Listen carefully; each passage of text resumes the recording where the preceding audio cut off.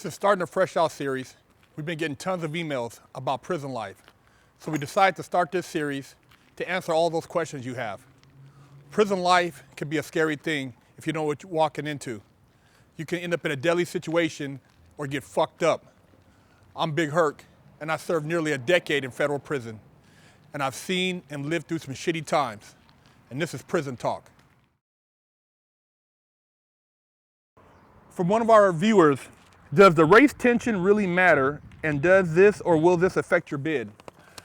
Race tension, if it jumps off, most likely you gotta participate, because if you have a cellie that's the same race as you, you gotta have his back. If shit happens on the yard and you have a guy that you're cool with and you don't have his back, then you're gonna have to deal with the consequences.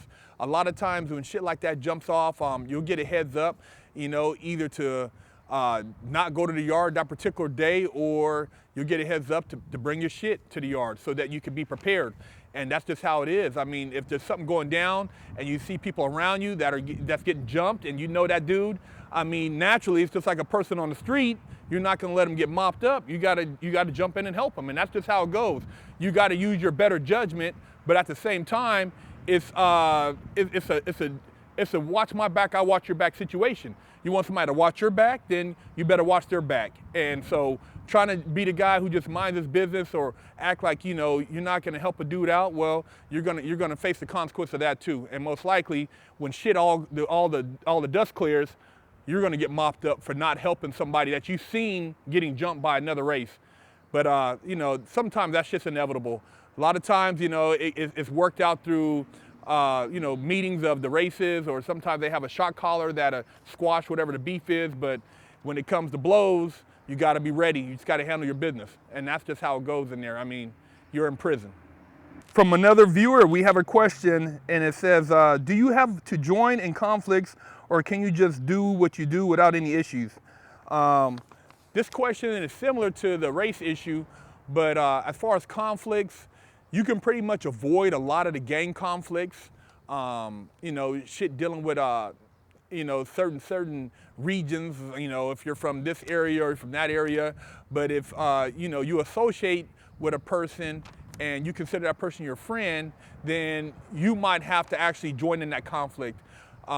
It's just the nature of the game. I mean, you're in a place where you're dealing with, it's gladiators, it's barbarians, it's people who deal with, conflicts through violence. So if you're confronted with a situation and it involves you or a friend of yours, then you're gonna have to join in. It ain't no standing by saying, hey man, I'm gonna go just lay down, I don't wanna be bothered. Nah man, you better have that dude's back, because if something happens to that guy and when he comes out, he's gonna try to come after you because you didn't have his back, and he would have had your back, and that's just how the relationship works in there.